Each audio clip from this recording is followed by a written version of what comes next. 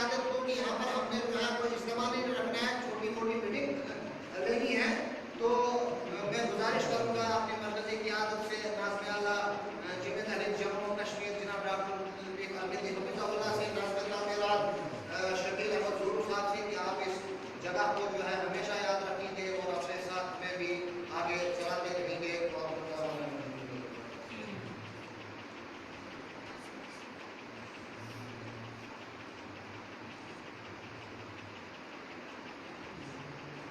حقیر سمجھ کر جن کو بجھا دیا تم نے وہی چراغ چلیں گے تو روشنی ہوگی.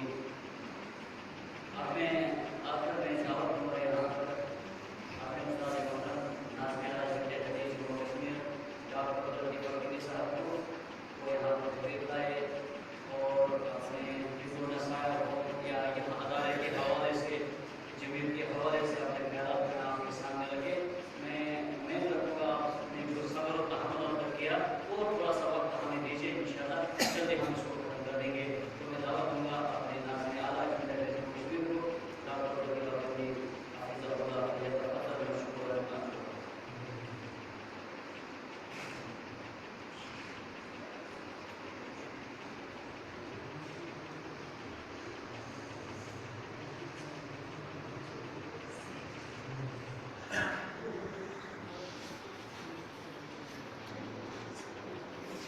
السلام علیکم ورحمۃ اللہ وبرکاتہ.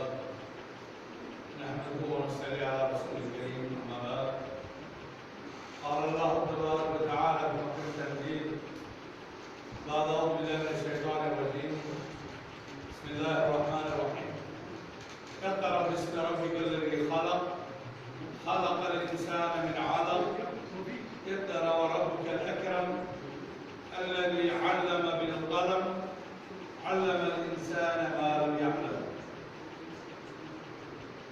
وقال عز من قائل قل هل يستوي الذين يعلمون والذين لا يعلمون. وقال النبي عليه الصلاة والسلام خيركم من تعلم القرآن وعلمه. اللهم علمنا ما جهلنا وانفعنا بما علمتنا ربنا زدنا علما. اللهم آت نفوسنا تقواها وزكها أنت خير من زكاها أنت وليها ومولاها. اللهم آمين يا رب العالمين. معزز مکرم علماء جمعیت، آیان جماعت، قائدین،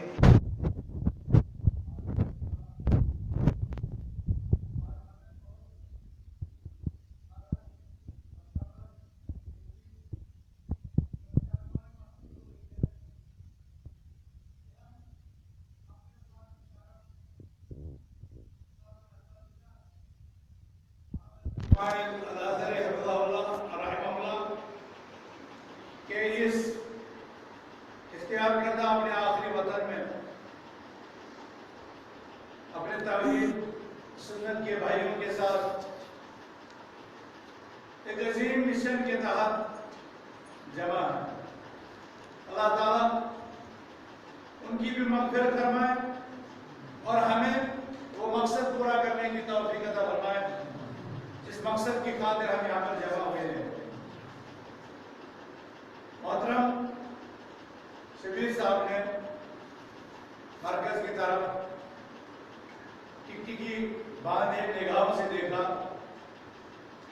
کہ ہم یہ کار خیر معہد کتاب و سنہ ادار کتاب و سنہ کیا نام رکھا ہے، اس کی سنگ بنیاد ڈالنے جا رہے ہیں، لیکن ہمیں مرکز کی مالی سرپرستی کی ضرورت ہے. جب انہوں نے یہ لفظ کہا تو میں نے سورہ کہف کو کھول دیا اپنے موبائل میں اور یاد کیا اس واقعے کو جب ذوالقرنین دنیا کو تخت تاراج کرتے ہوئے ایک بستی میں پہنچا تو وہاں پر یاجوج ماجوج سے ان کا آمنا سامنا ہوا اور جو بات چیت ہوئی وہ اللہ تعالیٰ نے قرآن میں نقل کیا. ایک بستی ہے، وہاں کے لوگ جو یاجوج اور ماجوج کے ظلم اور ستم کے شکار تھے. ان کے درمیان ساتھ باندھنے کی اپیل کی.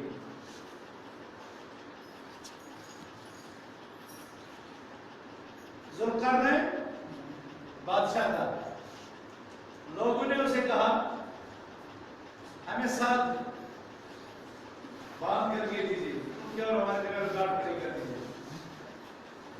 تو ذوالقرنین نے اس سے کہا مجھے آپ کے اولاد قوت اور آپ کے مال کی ضرورت ہے, مجھے دے دو, لوہا دے دو, مٹیریل دے دو, یہ چیزیں جمع کر کے دو, پھر آپ کو بنا کر دو. بنایا بھی انہیں لوگوں نے, لیکن یہ پورے دنیا کا نظام مملکت ہے. کام ہمیں کرنا ہے, کام آپ کو کرنا ہے, یہ مدرسہ آپ کو بنانا ہے, یہ سنبھالنا آپ کا ہے. لیکن بہرحال مسجد اقصی فتح کی گمنام مجاہدوں نے, لیکن کریڈٹ آج تک حضرت عمر ابن الخطاب رضی اللہ عنہ کو جا رہا ہے کہ وہ فاتح ہے مسجد اقصی ہے, فاتح بیت المقدس ہے. جبکہ حقیقت یہ ہے کہ وہ ان کے لشکری تھے جنہوں نے اس سرزمین کو فتح کیا. بہرحال اس کے باوجود بھی ہم صرف شبیر صاحب کو یا بالی صاحب ہیں, کٹوچ صاحب ہیں, دوسرے ہمدردان ہیں, حضرت ریاض صاحب ہیں, بالی صاحب ہیں, دوسرے لوگ ہیں.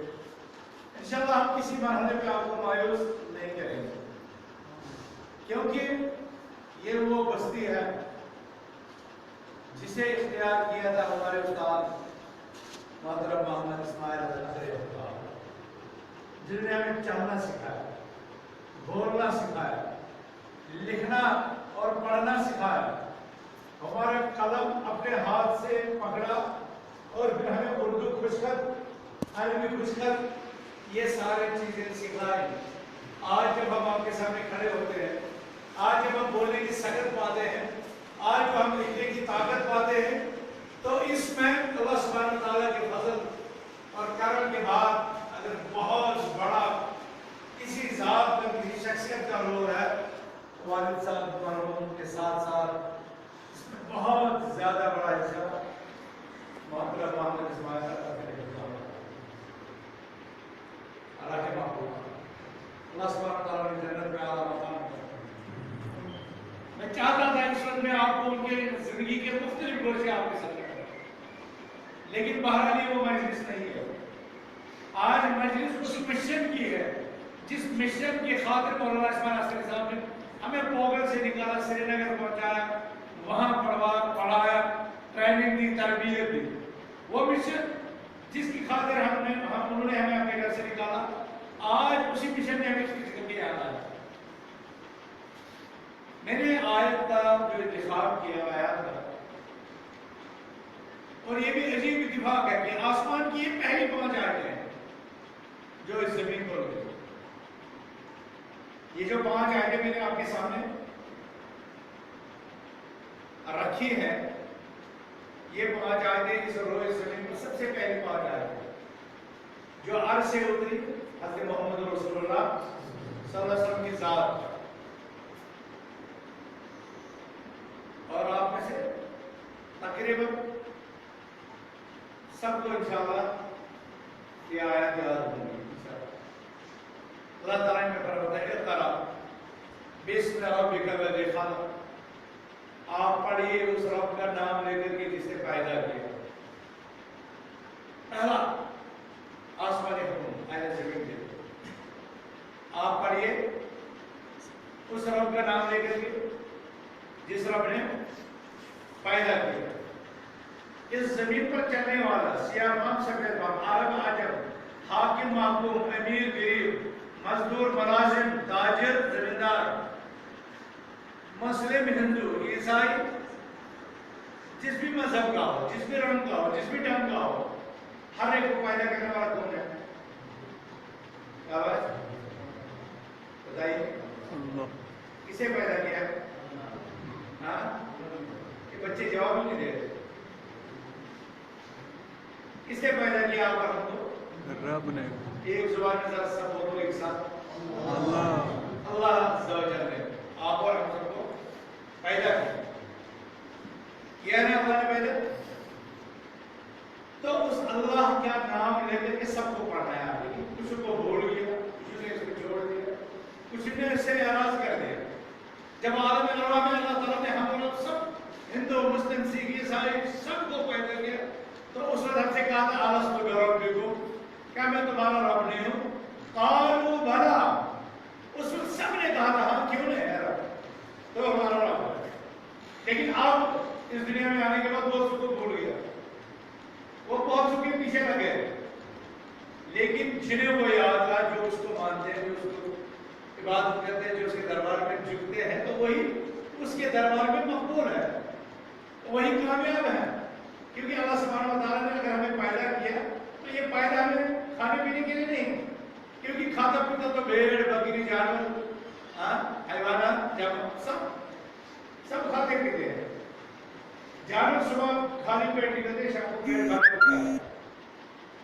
اسی طرح جانور کہاں ہے, تو کھانا پینا یہ ہماری زندگی کا مقصد ہی ہے. اپنے مقصد تک پہنچنے کا صرف ذریعہ اللہ سبحانہ و تعالیٰ نے ہمیں پیدا کیا ہے ایک بہت بڑے مقصد کے. کیا مقصد ہے؟ عبادت کے لیے. وما خلقت الجن والانس الا ليعبدون. اللہ سبحانہ و تعالیٰ نے آپ اور ہم سب کو اپنی عبادت کے لیے پیدا کیا.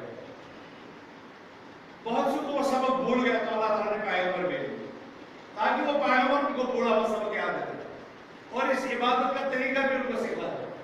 یہاں تک یہ معاملہ پہنچا ہمارے رسول جناب محمد رسول اللہ صلی اللہ علیہ وسلم مختلف انبیاء آئے لوگوں کو ان کا بولا ہوا سبق یاد دلانے کے لیے.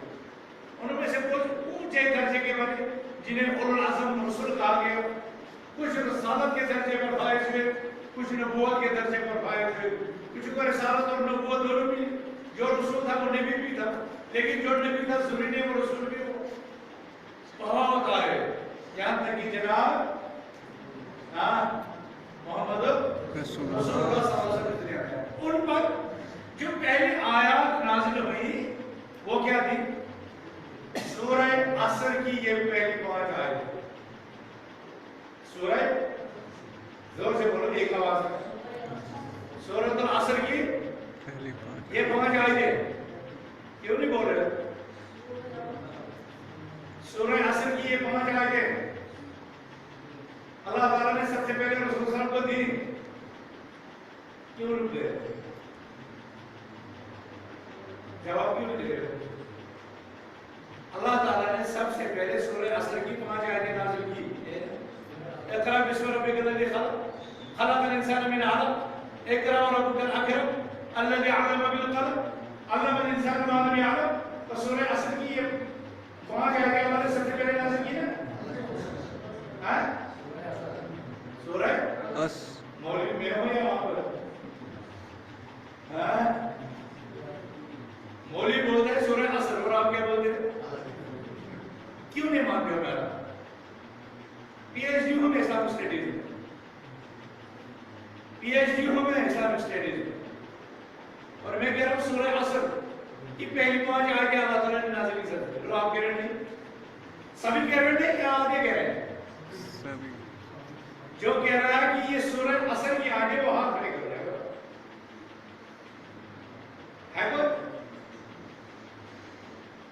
ہے کوئی جو یہ سورہ عصر کی آگے مانے؟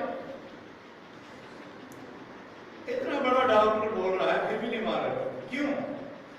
کون سی چیز آپ کو نہیں ماننے پر آپ ادا کرتے ہیں؟ بتاؤ.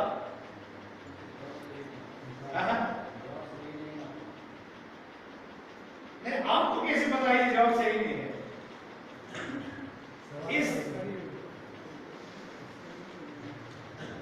میں اسی نتیجے پر آپ کو پہنچانا چاہتا ہوں. یہی میرا مقصد ہے تاکہ آپ یہ جان جائیں اگر ہمارے پاس علم ہو, اگر ہمارے پاس خبر ہو, اگر ہمارے پاس دین کی پہچان ہو, تو پیر آئے, لچا آئے, لفنگا آئے, ڈکیت آئے, دستار پہنے ہو, کوئی بھی آئے اور وہ دین کی بات کرے اور ایسی چیز کہے جو دین نہیں ہے, تو علم والا اس کی باتیں مانے گا,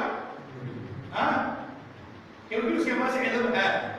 اور یہ جو لوگ بیچارے ان کے دامے فریب میں, ان کے जाल में जो फंस जाते हैं पीरों के पीछे, फकीरों के पीछे, तो ये क्यों फंसे हैं? शाबाश, क्यों फंसे हैं? इल्म नहीं होता, इसलिए कि वो एक सवाल में जवाब दो, ला इल्म, ला इल्म बेखबर जाहिल, है ना?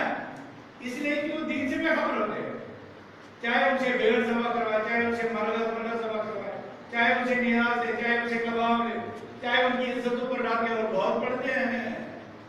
और ये सारा इस वजह से होता है कि जो सामने विक्टिम होता है वो बेखबर है। अल्लाह सुब्हानहू व तआला ने आप और मुझे कहा, पहली आयत सूरह आलम की, किसकी? सूरह अलग, आप मैं सही कह रहा हूं, सूरह आलम, क्या नाम है इसका? पहले क्या बताया मैंने? सूरह असर। सूरह आलम की इब्तिदाई आयत रसूलुल्लाह सल्लल्लाहु अलैहि वसल्लम अल्लाह सुब्हानहू व तआला की तरफ से सबसे पहले दी। इक़रा बिस्मि रब्बिकल लज़ी खलक़, पढ़िए आप उस रब के नाम से जिसने, तो पैदा करने वाला कौन है? अल्लाह। जंगल, आफताब, महताब, शजर, हजर, पानी, ये सब पैदा करने वाले, आप, ये पैदा करने वाले, पैदा करने वाला कौन है? अल्लाह। उस अल्लाह के नाम से, उस अल्लाह के नाम, उस अल्लाह का नाम लेकर के पढ़ो। तो पहला हुक्म क्या दिया? पहला हुक्म क्या दिया अल्लाह ने? इंसानों को, जिन्नों को, क्या है पहला हुक्म? शाबाश, जवाब दो। इक़रा बिस्मि रब्बिकल लज़ी खलक़, पढ़ो अपने रब के नाम से। तो पहला हुक्म क्या है? पढ़ना, पढ़ने का। पहला हुक्म किसका है? अल्लाह ने किसे हमें पैदा किया? आप सबको इबादत के लिए। तो पहला हुक्म इबादत होना चाहिए या पहला हुक्म पढ़ना होना चाहिए? अक्ल क्या कहती है? अक्ल क्या कहती है? पहला हुक्म क्या होना चाहिए? अल्लाह की इबादत करो उसकी। लेकिन ये नहीं कहा, पहला क्या कहा? पढ़ो। क्यों? क्यों? इसलिए कि इबादत का हक एक इंसान तभी अदा कर सकता है लाइव चल रहा है। जब उसके पास पहले क्या हो? पढ़ना है। जब उसके पास इल्म होगा तो इबादत हो, इल्म नहीं है तो इबादत। अल्लाह तो वो क्यों ना तहज्जुद में कोई लगा है, लेकिन अगर वो तहज्जुद इल्म के तकाज़ुब। कुरान का मतलब क्या है? कुरान का माना क्या है? कुरान का माना वो किताब जो बार बार क्या पढ़ी जाए, आप चुने से जाएंगे, कलम उठाने के लिए, तावीज़ बांधने के लिए नहीं, ये इसके काम ही नहीं है। इस कुरान को पढ़ने के लिए अल्लाह ने कहा, और ये किताब बार बार पढ़ी जाए, जितनी ज्यादा दफा आप इस किताब को पढ़ेंगे आपकी इल्मियत बढ़ेगी। जितना आप इस पर तदब्बर तफक्कुर करेंगे आपकी पहचान, आपका फाहम, आपकी समझदारी, आपकी दीनदारी बढ़ेगी। जितनी ज्यादा दफा इस कुरान को पढ़ेंगे उतनी हलावत, उतनी तलावत, उतनी तलावत, उतनी ईमान की ताजगी, उतनी ईमान की चाशनी, उतनी ईमान की लज्जत आप ज्यादा महसूस करेंगे। और जितना ज्यादा पढ़ेंगे उतना जन्नत में आपको, जैसे कि किसी के साथ ने कहा कुरान पढ़ता जा, क्या बताया किसी के सामने? क्या बताया किसी के सामने? कुरान पढ़ता जा, जन्नत की तरफ बढ़ता जा। मुख्तसर अल्फाज है लेकिन कितना माना है। रसूलुल्लाह सल्लल्लाहु अलैहि वसल्लम ने फरमाया, युक़ाल लिक़ारिल कुरान यौमल क़ियामा, इस कुरान के पढ़ने वाले से कयामत के दिन कहा जाएगा क्या? इक़रा, यही था जो पहला हुक्म नाज़िल हो, यही उसे कहा जाएगा पढ़।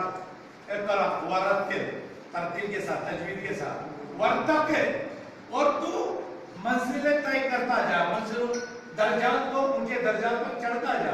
और इन्ना, इसलिए कि मंजिल तक तुम्हारा मकाम है जन्नत में।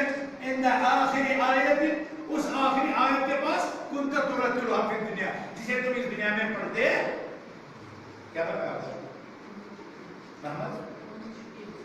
मोहम्मद शकील।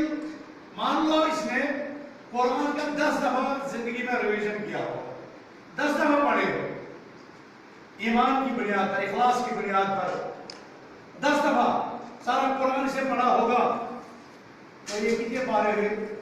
30 پارے. 30 کو 10 سے ضرب دو کتنا ہو جائے گا؟ 300.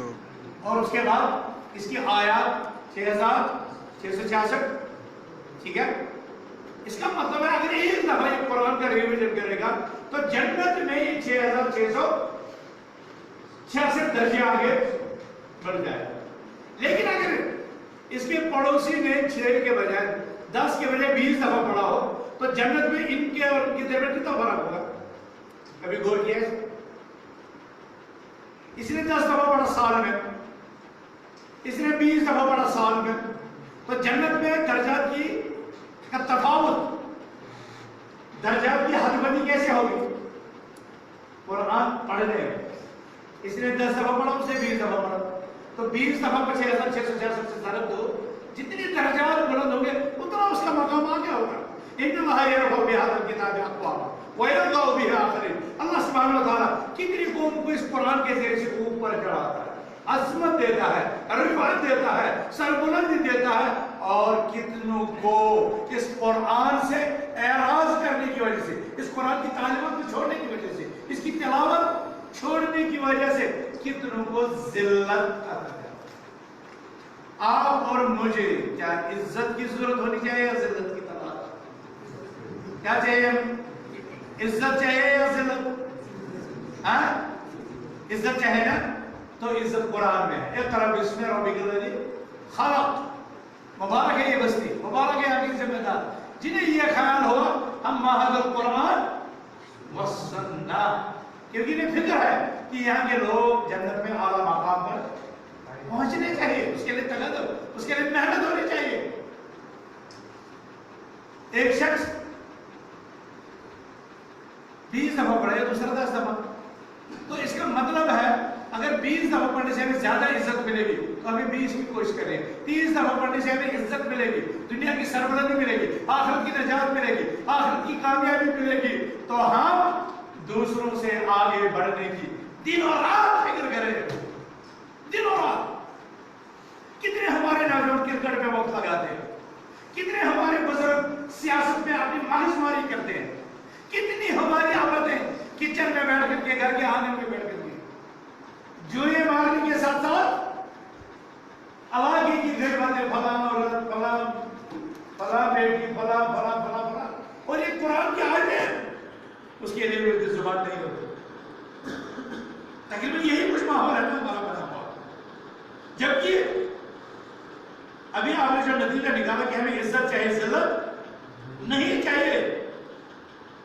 جب ہم حقیقت میں اپنے آپ کا جائزہ لیتے ہیں، اپنے سماج کا جائزہ لیتے ہیں، تو ہمیں عزت کم، ذلت زیادہ نظر آتی ہے. اور یہ عکاسی ہوتی ہے کہ قرآن کا ہمارے سماج میں، قرآن کا ہمارے معاشرے میں، قرآن کا ہمارے گھر میں کیا مقام ہے. اس لیے کہ قرآن کے ساتھ عزت ہے اور قرآن کی چھوڑنے کے ساتھ ذلت ہے. سیدھا سا جواب ہے، سیدھا سا میتھ کی طرف فارمولا ہے، 2 اور 2 4. عزت ہے تو قرآن کے ساتھ رشتہ مضبوط ہے ہمارے لوگوں کو، اور اگر ذلت ہے تو یہ سیدھی گواہی ہے کہ یہ اس بستی کے لوگ، اس علاقے کے لوگ قرآن سے کتنا رشتہ. جس طرح 2 اور 2 4 اسی طرح دیکھا جائے گا عزت اور ذلت کا مقام. عزت پہچانی جائے گی قرآن سے، اور ذلت کی نشان تو یہ ہوگی کہ آپ قرآن نہ پڑھنے والے لوگ. بات سمجھ میں آئی نہیں؟ بات سمجھ میں آئے گی نہیں؟ جس بستی میں قرآن صبح بھی پڑھا جاتا ہے، رات کو بھی پڑھا جاتا ہے، ہر لمحے پڑھا جاتا ہے، کہا جاتا ہے، حدیث ہے، جس گھر میں سورہ بقرہ کی تلاوت ہوا شیطان داخل ہوتے ہیں. اور ہم دیکھتے ہیں ہمارے گھروں میں شیطان اور اسی کی باتیں ہر وقت کرتے ہیں. اس کا مطلب ہے کہ سورہ بقرہ کیا بس پڑھی نہیں جاتی، سورہ بقرہ نہیں پڑھی جاتی. جو شام کو آیت الکرسی پڑھے سو جائے، رات کی وفات ہو جائے، تو وہ شخص جنت میں جائے گا. اور ساتھ میں اس شخص کو ایک حفیظ، ایک ملک جو اس کی حفاظت پر مامور ہوتا ہے، وہ صبح تک ڈال دے دیتا ہے. جو صبح پڑھے گا اس کو شام تک ایک حفاظت کرنے والا ہے. اور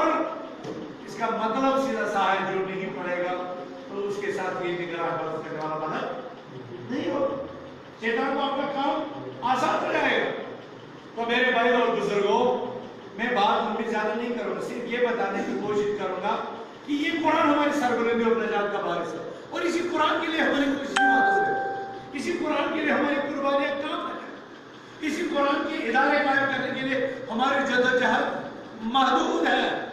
ہم نے قرآن تعلیمات کو سامنے حیثیت دے رکھی ہے، انگلش کے لیے، فزکس کے لیے، نیٹ کے لیے، انجینئرنگ کے لیے ہم اپنے بچوں پر ہزاروں کی رقمیں لگا دیتے ہیں، ٹیوشن فیسیں لگا دیتے ہیں۔ اس کا مطلب یہ ہوتا ہے کہ ہمارے پاس ان سبجیکٹس کی قدر و قیمت اور منزلت ہے، لیکن اس کے برخلاف جب قرآن پڑھانے والے مولوی صاحب کی کیا آتی ہے، باری آتی ہے، جو ہمارے بچوں کو قرآن پڑھاتا ہے، تو جانتے ہو بچوں تمہارے والدین قرآن پڑھانے کے لیے مولوی صاحب کو کتنا دیتے ہیں، جس سے اندازہ ہوتا ہے کہ ان کے دل و دماغ میں اس قرآن کی کتنی قیمت ہے۔ بات سمجھ میں آتی ہے؟ بات کلیئر ہے؟ میرے گھر بات بہت واضح ہے، اس سے ہماری ترجیحات کا تعین ہوتا ہے۔ پھر کیسے ہم یہ سوچتے ہیں، یہ غور و خوض کرتے ہیں، اس گاؤں پریشانی ہے، ذلت ہے، ہر طرف ذلت ہے، ہر طرف رسوائی ہے، ہر طرف بری خبریں ہیں، ہر طرف یہ چیزیں ہیں، کیونکہ ہم نے اسی ذلت کے سامان کو ہی اپنے گھروں میں جگہ دی ہے، ہم نے ذلت کے مشن کے ساتھ ذلت کے راستے کو اختیار کیا ہوا ہے۔ عزت جس میں تھی اسے ہم نے تابجو میں سجا دیا، عزت جس میں تھی اسے ہم آغوش کر بیٹھے۔ میرے بھائیوں، قرآن سے ہماری بیزاری کے یہ عالم ہمارے حتمی ابدی خسارے اور نقصان تک ہمیں نہ کہیں لے جائے۔ ایک وقت آنے والا ہے جس پیغمبر کے متعلق ہم اور آپ کا اعتقاد ہے کہ وہ شفاعت کبریٰ کریں گے، گناہگار امت کے لیے اپنے رب کے دربار میں شفاعت کریں گے۔ اے میرے رب، امتی امتی، وہ پیغمبر قرآن کہتا ہے وقال الرسول یا رب ان قوم اتخذوا هذا القرآن مهجورا، اور وقت یاد کرو جب یہ پیغمبر کہے گا اے میرے رب میری امت نے اس قرآن کو پس پشت چھوڑ دیا۔ اس کے متعلق آ گیا ان هذا القرآن یهدی شفیع یوم القیامة لاصحابہ، یہ قرآن خواہ کے لیے، قرآن دار کے لیے، قرآن پڑھنے والے کے لیے قیامت کے دن سفارشی بن کر کے آئے گا۔ اور کچھ لوگوں کے متعلق یہ ہے کہ پیغمبر وکیل بن کر کے رب کے دربار میں شکوہ اپنا مقدمہ درج کریں گے ان لوگوں کے خلاف جو لوگ قرآن کو نہیں پڑھتے ہوتے، جو لوگ قرآن کو پسے پوچھ ڈالتے ہیں۔ اے میرے رب، اس میری قوم نے اس قرآن کو پسے پوچھ ڈالا ہوگا، مجھے بتائیے ان لوگوں کے قسمت کا کیا عالم ہوگا، ان لوگوں کے انجام کا کیا حال ہوگا جن کے خلاف پیغمبر آخر الزمان صلی اللہ علیہ وسلم مقدمہ لے کر رب کے دربار میں کھڑے اپنے گریباں میں جاتے بھی تھے۔ کیا ہم وہ ہیں؟ اس قرآن کے ساتھ ہمارا وہ رشتہ ہے جس رشتے کی بنیاد پر ہم اطمینان کی نیند، ہم اطمینان کی سانس لے سکے کہ ہاں یہ قرآن قیامت کے دن ہماری شفاعت کا سامان بنے گا، یا پیغمبر کریم صلی اللہ علیہ وسلم ہمارے خلاف مقدمہ دائر کرے گا؟ یہ آپ کو مجھے ضرور سوچنا ہے، اس کا جواب تلاش کرنا ہے۔ اور اس جماعت نے، اس جمعیت نے، اس یونٹ نے، اس حلقے نے، یہاں کے ذمہ داروں نے، یہاں کے مبلغوں نے اس عظیم پروجیکٹ کو ہاتھ میں لے کر میرے خیال میں آپ کے لیے عزت کا راستہ کھول دے، آپ کے لیے نجات کی راہ ہموار کر دی ہے۔ اب دیکھنا ہے کون اس قرآن کے ساتھ اپنے رشتے کو پیوست کرے گا، اب کون اپنا پاک مال ابو بکر عمر عثمان عبدالرحمن بن عوف ان کی طرح اپنا مال اس ادارے کے لیے وقف کرے گا۔ ناظم آیا سری نگر سے، لیکن وہ روپیوں کی گولی لے کر کے نہیں آیا، وہ آپ سے، آپ کے سامنے دامن پھیلا کر کے اس امت کے نونہاروں اور ان کی مستقبل کو بہتر بنانے کے لیے اور ان کی عاقبت کو سنوارنے کے لیے آپ سے اپیل کر کے آیا۔ کیا آج اٹھے تم میں سے کوئی جو 1 کوئنٹل لوہا دے؟ آج اٹھے کوئی جو 1 گاڑی اینٹ دے؟ آج اٹھے کوئی جو 1 گاڑی باجری دے؟ آج اٹھے کوئی جو کہ میں یہ کام کروں گا؟ آج اٹھے کوئی جو کہے گا میں 10 دن کی مزدوری کروں گا؟ آج اٹھے کوئی جو کہے گا میں 1 دن کا کام بھی کروں گا؟ آج نہیں، یہ ہے کام کرے. آج اٹھے کوئی جو کہے گا کہ میں آج انسان کی اپنی نصف پیداوار اس پر لگاؤں گا. آج اٹھے کوئی جو یہ کہے گا سبزیاں اللہ تعالیٰ نے مجھے وفور عطا کی ہے 4 فصلیں اٹھاتا ہوں, ایک فصل وقف بنا میں مدرسہ دارالقرآن. آج اٹھے کوئی جو کہے میری ایک بیڑ میرا ایک بکرا اس مدرسے کے لیے ہمیں یہ کرنا. اور اللہ کے بندے جو قرآن کے ساتھ اپنے رشتے کو مضبوط کرتے ہیں وہ ایسا کرتے ہیں, وہ ایسا کرتے ہیں. جنہیں ذلت سے نکلنا ہوگا وہ ایسا کرتے ہیں, جنہیں عزت کی زندگی ضرورت ہوگی, جنہیں آخرت میں نجات ضرورت ہوگی وہ ایسا کرتے ہیں. اس لیے قرآن رسول اللہ صلی اللہ علیہ وسلم کے صحابہ کا حال مختلف انداز میں بیان کرتا ہے. تو وہاں پر ایک انداز یہ بھی ہے وَيُؤْثِرُونَ عَلَىٰ أَنفُسِهِمْ وَلَوْ كَانَ بِهِمْ خَصَاصَةٌ. یہ صحابہ ان کے ایثار کا یہ عالم ہے, گھر میں خود پھاکے لگے ہیں لیکن اللہ کے دربار میں مال پہنچا دیا, اللہ کے دربار میں خرچ کر دیا. وَيُؤْثِرُونَ عَلَىٰ أَنفُسِهِمْ. اور ایثار انفاق کی وہ صورت ہے جس میں انسان اپنے ذاتی مفادات کو بھول کر کے دین کے مفادات کو مقدم کرتا ہے. 2.5% زکات ہر ایک پر جس کو اللہ نے مان دیا اور نصاب کو پہنچا. لیکن اللہ سبحانہ و تعالیٰ کہتا ہے وَمِمَّا رَزَقْنَاهُمْ يُنْفِقُونَ. یہ میرے بندے, یہ متقین, یہ پرہیزگار جو کچھ میں نے ان کو رزق دیا ہے یہ اس میں سے خرچ کرتے ہیں بغیر حساب کے. کوئی 10 روپے کرتا ہے, کوئی 10,000 کرتا ہے, کوئی 10 لاکھ کرتا ہے, جسے جو توفیق ہے وہ رزق سے بہت بڑا حصہ دیتا ہے. اور اللہ مزاج دیکھتا ہے اپنے بندوں کا, اللہ مزاج دیکھتا ہے اپنے بندوں کا. کہتے ہیں انفق علیہ, تو خرچ کر میں تجھ پر خرچ کروں گا. لیکن یہ ہمارا انسان ایمان میں اتنا کمزور ہے, اسے اللہ کی بشارتوں پر, اس کو اللہ کے وعدوں پر کم ہی بھروسہ. اور رسول اللہ صلی اللہ علیہ وسلم لوگوں کا یہ مزاج جانتے تھے, اسی لیے کہتے تھے اگر اعلان ہو جائے مسجد کی پہلی صف میں گوشت کی ایک بوٹی ہر نمازی کو دی جائے گی, یہ سارے لوگ بھاگ بھاگ کر کے مسجد آ جائیں گے. وَلَوْ حَبًّا. کوئی اگر بیمار ہوگا تو وہ گھٹنوں کے بعد چلتے ہوئے مسجد پہنچے گا کہ ایک گوشت کی بوٹی وہاں پر تقسیم ہو رہی ہے. لیکن اس نماز کا کتنا زیادہ ثواب ہے جو رسول اللہ صلی اللہ علیہ وسلم نے بیان فرمائے, وہ ثواب ہمیں نظر ہی نہیں آتا ہے. وہ ثواب ہمیں گھروں سے نکالتا ہی نہیں ہے. حی علی الصلاۃ, حی علی الفلاح کی ندا ہمارے کانوں میں آتی ہے, لیکن وہ جو جزا ہے, اے میرے حسری صاحب, اے میرے استاد کہا کرتے تھے یہ آج کا لالچی انسان عجیب ہے. جب اسے دنیا کی چیز مانگتی ہے نہیں ہوتی ہے تو جوش یقین کے ساتھ مانگتا ہے. کہتا ہے ربنا آتنا فی الدنیا حسنہ وفی الآخرۃ حسنہ وقنا عذاب النار. وہ کہتے تھے, مولانا حسن صاحب کہتے تھے جب دنیا کو کہہ رہا ہے دنیا میں ربنا آتنا فی الدنیا حسنہ وفی الآخرۃ حسنہ. آپ کو ان کی مزاحت میں پتہ ہے وفی الآخرۃ حسنہ. کہا جب وفی الآخرۃ حسنہ کی بات آتی تھی تو اس کو تھوڑا سا ایمان ڈگمگا جاتا تھا. پتہ ایمان ملے گی بھی یا نہیں, لیکن جہاں تک یہ بات ربنا آتنا فی الدنیا حسنہ, تو یہ ناگن والا معاملہ جو ہے اس پر ہم ایک فرق تھا, اس کے لیے ہم اللہ تعالیٰ کی قربانی دے دیتے ہیں. لیکن وہاں رب کائنات ایک بہت بڑی بات ہے.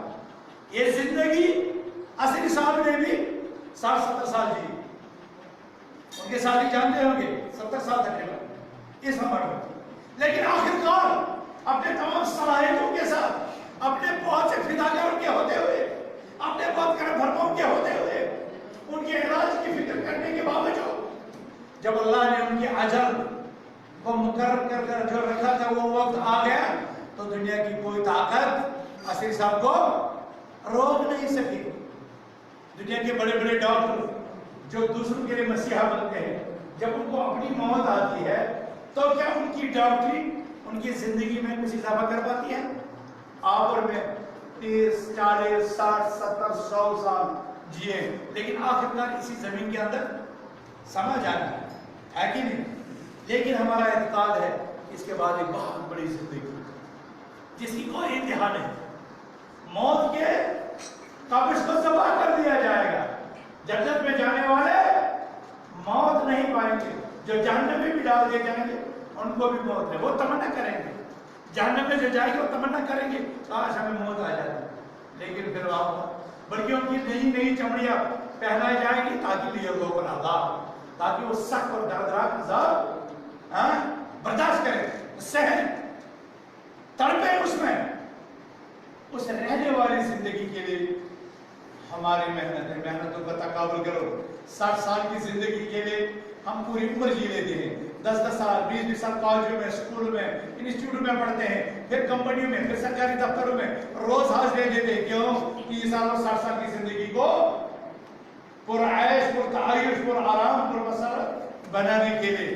लेकिन वो जो हमेशा रहने वाली जिंदगी है उसके लिए कितनी कोशिशें आप करते हैं? क्या हम सोचते हैं कभी? क्या हम सोचते हैं कभी? हमें पहले तरजीह उस हमेशा रहने वाली जिंदगी के लिए होती है। लेकिन बदकिस्मत ये है कि हम 60 साल जिंदगी के पीछे लगे और वो भूल गए। आज यहाँ के जिम्मेदारों ने आपके सामने मदरसा दारुल कुरान व सुन्नह, माहदुल किताब व सुन्नह का जो तस्वुर रखा है, मुबारक तस्वुर। इंशाल्लाह हम भी अपने जेब से, अपनी तंजीम के जरिए से जो हो सके इसमें अपना हिस्सा अदा करेंगे। लेकिन हमारे पास जो जिम्मेदारी है, हमें लद्दाख, हमें पूंछ तक, हमें जम्मू तक, हमें डोडा, हमें किश्तवाड़, हमें कहाँ कहाँ पहुंचना पड़ता है। लेकिन असल बोझ आपको खुद उठाना है। ये इदारा तामीर आपको करना है। जो अल्लाह ताला हमें तौफीक दे, इस जमात को तौफीक दे, वो भी अपना आपको अपना हिस्सा डालेगी। लेकिन असल काम किसको करना है? असल काम किसको करना है? असल काम यहाँ की आबादी, यहाँ के लोगों को। ये बहुत बड़ा मिशन है, ये बहुत बड़ा मकसद है। इसके लिए आपको आगे आना है। मैं श्रीनगर से यही अपील आपसे करने आया हूँ। कितने लोग हैं ऐसे जिन्हें एक कुरान करीम की दुकान से लेने की ताकत नहीं है, लेकिन उसके बरकत अल्लाह ताला ने आप ऐसे कितने मालदार को जो 100 नुस्खे कुरान अपने माल से ला सकता है, और वो गरीबों, यतीमों, मिस्कीनों और बेवाओं को मार सकता है। कितना सवाब मिलेगा। पहले एक इंसान जब इस कुरान को पढ़ता है, रसूलुल्लाह सल्लल्लाहु अलैहि वसल्लम ने फरमाया इन्ना लहू बिकुल्लि हरफिन अशर हसनात, एक हरफ के बदले 10 नेकियां, एक हरफ के बदले 10। और जो इंसान दूसरे को कुरान दे, कुरान की जगह दे, कुरान का मुआलिम दे, कुरान का उस्ताद दे, उसका खर्चा उठाए, सुभान अल्लाह, ये कितनी नेकी करता है, ये कितना अजीम काम। इस काम में आगे बढ़ने की जरूरत है, इस काम में मदद और मुआवनत करने की जरूरत है। अल्हम्दुलिल्लाह मुझे यहाँ के जिम्मेदारों ने कहा कि अल्हम्दुलिल्लाह हमारे पास ऐसी टीम है, ये लोग बेचारे करते रहते हैं। लेकिन मैं अपनी तरफ से मजीद आपसे ताकीद करता हूँ, तलकीन करता हूँ कि इस काम में, जिसकी अभी थोड़ी देर बाद नमाज हम अदा करेंगे और उसके बाद इसकी संग बुनियाद डाली जाएगी, उसके बाद आप बड़ी जिम्मेदारी आएगी। आप देखें दिमाग में ये अल्लाह की तौफीक है। सबसे पहले अल्लाह का शुक्र अदा करते हैं, उसे आपको देने के काबिल बनाया, आपके पास ऐसी चीज दी जो आप खर्च कर सकते हो, इस पर अल्लाह का शुक्र अदा करें। और अल्लाह कबूल कर रहा है। ये बस अवकात इंसान के पास करोड़ों का माल होता है, लेकिन वो उसके किसी काम का नहीं होता। लेकिन दूसरा आदमी 50 रुपये 100 रुपये में वो काम कर जाता है जो उसकी नजात का बायस बनता है, उसकी दुनिया भी बन जाती है उसका। और कितने लोग हैं जिनके पास करोड़ों की दौलत है, लेकिन न ईमान है, न तौफीक है, न दीनदारी है। उसकी जिंदगी वमन अरदा अन ज़िक्री फ़इन्न लहू मईशतन वनहशरुहु यौमल क़ियामति। रब कहता है जो उसकी याद से, जिक्र से एराज करता है, उसकी जिंदगी कठिन बन जाती है और क़यामत के दिन वो आंधा बना करके उठाया जाएगा, आंधा बना करके। काला रब्बी लिमा हशरतनी अमा, वो कहेगा मेरे रब मुझे नाबीना क्यों कर दिया। काला कहते क्या आया फनसीता, वो कहता है कि रे तुम सा। इसी तरह तेरे पास हमारी आयतें आई तो हमारी आयतों को भूल बैठा था और आज तुझको भुला दिया। आप और मुझ में कोई, हम में से कोई चाहेगा कि हमारा रब हमें भूल जाए? उस शक्ति में, बादशाह की शक्ति में, जहां आफताब नेज़े के बराबर सरों के ऊपर हो, जहां लोग पसीने में अपने टखनों तक, अपने घुटनों तक, अपने पैर तक, अपने सीने तक, अपने कंधे तक वो पसीना में शराबोर हो, गर्क हो। क्या उस वक्त हम चाहेंगे हमारा रब हमें फरामोश कर दे, हमारा रब हमें भूल जाए? जवाब दीजिए सवाल। क्या हम चाहेंगे कि हमारा रब हमें छोड़ दे? नहीं, हम चाहेंगे कि हमारा रब हमारा साथ दे, ہمارا رب ہماری نجات کا سامان کرے، ہمارا رب ہمیں عرش کے سائے تلے جگہ دے، ہمارا پیغمبر ہماری شفاعت کرے. یہ تب ہوگا جب ہم اس کے بنے گے، جب ہم اس کے لیے کام کریں گے. اور مجھے امید ہے کہ آپ سارے کمر بستہ ہیں اس عجیب پروجیکٹ کو پائے تکمیل تک پہنچانے کے لیے. میں آپ کو مبارکباد دیتا ہوں. خوبصورت مسجد جس کو آپ آباد کرتے ہیں اپنے نمازوں سے، اپنے ذکر سے، اپنے تلاوت سے، اپنے دوسرے اعمال سے، انشاءاللہ اسی طرح اس سے بھی بڑا خوبصورت عمارت القرآن و سنت اس سارے بستی کو منور کرے گا، اس سارے جموں ریجن کو منور کرے گا. ڈوڈا کے دیہاتوں کو، ادھمپور کے قریہ اور بستی بستی کو یہاں سے قرآن کے انوار اپنا پرتو ڈالیں گے، اپنا جلوہ ڈالیں گے. اور وہ دن انشاءاللہ دور نہیں ہے. اور پھر اللہ کے وعدہ میں پورا ہوگا. ان اللہ یرفع بہذا الکتاب اقواما ویضع بہ آخرین. اللہ تعالیٰ کتنی قوموں کو سربلندی عطا کرتا ہے اس قرآن کی وجہ سے. لیکن کتنے لوگ اس کے دربار میں فراموش کر دیے جاتے ہیں کہ انہوں نے یہ قرآن چھوڑ دیا ہوتا ہے. اس قرآن کے لیے، مسلم کے فرمان کے لیے، اس دین کے لیے، اپنا گھر بار بسانے کے لیے، اپنی دنیا بہتر بنانے کے لیے، آخرت کی نجات اپنے لیے مقدر کرانے کے لیے ہمیں یہ بیڑا اٹھانا ہے، ہمیں یہ کام کرنا ہے، ہمیں یہ جدوجہد کرنی ہے. کیا آپ اس جدوجہد کے لیے اپنے آپ کو تیار پاتے ہیں؟ کیا بات اس محنت کے لیے تیار پاتے ہو؟ وعدہ کرتے ہو کہ ہم یہ کام کریں گے انشاءاللہ؟ کرنے کے لیے تیار ہے نا؟ تب ہم بھی اللہ سے دعا کریں الہ العالمین اس بستی کو اپنے فضل سے مالا مال کر دے. الہ العالمین اس کے بزرگوں کی برکت عطا فرما. الہ العالمین اس بستی کے جو لوگ زمین کے اندر دبائے ہیں، الہ العالمین ان کی قبریں جنت کا نور، بقائے نور بنا دے. کروڑ کروڑ جنت نصیب فرمائے. الہ العالمین ہمارے استاد محمد شہناز شریف کروڑ کروڑ جنت نصیب فرمائے. عبداللہ باری صاحب کا نام آیا اور محترم کٹوئی صاحب کا نام آیا، دوسرے بزرگوں کا نام آیا جنہوں نے اپنے اوقات میں اپنی محنت کوششیں کی ہیں. الہ العالمین ان کی قبریں پر نور فرما. اور عبداللہ باری صاحب نے تعویل السنت کی عالم سب سے پہلے پاول سے اٹھائی. الہ العالمین اس کی قبر پر نور فرما. الہ العالمین جس نے اس کتاب و سنت کے لیے کام کیا ہے ان کی قبر کو پر نور فرما دے. اور جو زندہ ہے چاہے پوگل میں ہو، چاہے چلینی میں ہو، بشت میں ہو، الہ العالمین ان کو استقامت عطا فرما، ان کو ہدایت عطا فرما، ان کو استقامت عطا فرما. الہ العالمین ان کی دنیا بہتر کر دے، ان کی آخرت بہتر کر دے، ان کی اولاد کی اصلاح فرما دے، ان کے بھائیوں بہنوں بیٹیوں بچیوں الہ العالمین ان کی ہدایت کا سامان عطا فرما. الہ العالمین انہیں اپنے رزق حلال سے، اپنے فضل و کرم سے ان کو نواز. الہ العالمین انہیں رزق حلال عطا فرما، اولاد صالح عطا فرما، دین پر استقامت عطا فرما. الہ العالمین ہماری خواتین کو شرم و حیا عطا فرما. الہ العالمین ان کی عزت کی حفاظت فرما. الہ العالمین ہمارے جوانوں کی غیرت کی حفاظت فرما. الہ العالمین ہمیں ہر شخص سے محفوظ رکھ. الہ العالمین ہمیں سے جو بیمار ہے اسے شفا کامل عطا فرما. الہ العالمین کسی جو قرض کی بیماری میں، قرض کے وبا میں مبتلا ہے، الہ العالمین سے قرض کی سختی سے نجات عطا فرما. الہ العالمین جو بے روزگار ہے انہیں روزگار عطا فرما، جو بے علم ہے انہیں علم عطا فرما، جو بے ہدایت ہے انہیں ہدایت عطا فرما، جو بے اولاد ہے انہیں اولاد عطا فرما، جو بے نگاہ ہے انہیں نگاہ عطا فرما. الہ العالمین ہمیں محمد رسول اللہ صلی اللہ علیہ وسلم کی پہچان عطا فرما، ان کی سیرت اور ان کی صورت اور ان کی سنتیں پر چلنے کی توفیق عطا فرما. اللہ العالمین ہمارے علماء، ہمارے دعات، ہمارے مخلصین، ہمارے محسنین جو اس جماعت کو اپنے مال سے، اپنے وقت سے، اپنے علم سے رات و دن مضبوط کرتے رہتے ہیں، اللہ العالمین ان کی حفاظت فرما، ان کی زندگی میں برکت عطا فرما. جو محنتیں کر رہے ہیں اللہ العالمین قبول فرما. اللہ العالمین ہمارے مقتدیوں کو، ہمارے نمازیوں کو بھی اپنے فضل سے مالا مالا فرما. اقول قولی ھذا واستغفر اللہ لي ولكم ولسائر المؤمنين انه تعالى جواد كريم ملك البر الرحيم. السلام علیکم ورحمۃ اللہ.